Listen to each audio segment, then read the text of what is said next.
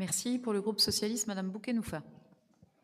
Madame la maire, chers collègues, au nom de notre groupe socialiste, démocrate et citoyen, je souhaite exprimer notre soutien à votre décision de marquer ce jour de reconnaissance nationale de l'État de Palestine par le pavoisement de notre hôtel de ville. Avec ce geste symbolique, notre groupe politique, aux côtés de l'ensemble des partenaires de la majorité, affirme une nouvelle fois son soutien à une solution à deux États que nous défendons âprement encore ici même lors de notre conseil municipal de juin. Notre groupe politique, en accord avec les groupes de notre majorité municipale, affirme bien ainsi, ce soir, 22 septembre 2025, son soutien à la démarche de reconnaissance engagée au nom de l'État français. Enfin, le drapeau palestinien peut et pourra flotter au fronton de notre mairie quand nous accueillerons nos partenaires. Les enjeux sont immenses. Les conclusions de la commission d'enquête des Nations Unies, rendues publiques le 16 septembre, l'ont souligné. Les autorités israéliennes mènent un génocide. Face à l'offensive majeure menée par le gouvernement israélien, face aux souffrances, à la famine et à l'horreur, l'engagement de la ville de Rennes est plus que jamais déterminé et résolu. Nous réaffirmons notre pleine solidarité envers les populations civiles touchées de plein fouet par les atrocités, qu'elles soient palestiniennes, libanaises ou israéliennes.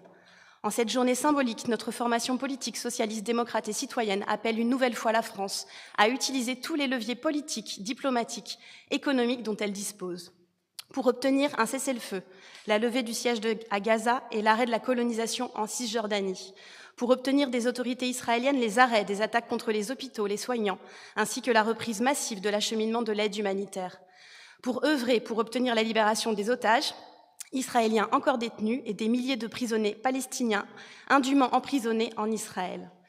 Ici, l'engagement de la ville de Rennes dans la coopération avec la Palestine est historique, vous le savez, depuis près de 20 ans, dans le cadre de sa contribution au réseau de coopération décentralisé pour la Palestine.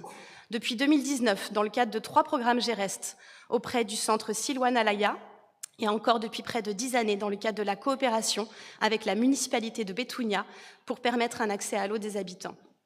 Des coopérations toutes menées depuis leur origine en étroite collaboration aussi avec le ministère de l'Europe et des Affaires étrangères et avec l'Agence française de développement. Dans un courrier qu'il vous a adressé, Madame la maire, il y a 10 jours, le ministre démissionnaire de l'Europe des Affaires étrangères, Jean-Noël Barrot, a d'ailleurs souligné, et je le cite, « Dans un contexte international marqué par de nombreuses crises, la diplomatie des territoires est plus que jamais complémentaire de l'action conduite par l'État. » Ce soir, nous serons amenés à voter une délibération pour de nouvelles attributions de subventions au Fonds de solidarité pour Gaza, initié par notre réseau Cité Unifrance, ainsi qu'au projet GEREST 3, porté par le réseau de coopération décentralisée pour la Palestine en faveur du centre Silwan Alaya, notre partenaire à Jérusalem-Est. Nos partenaires palestiniens savent pouvoir compter sur notre pleine solidarité partout où nous pouvons concrètement agir. Merci pour votre attention.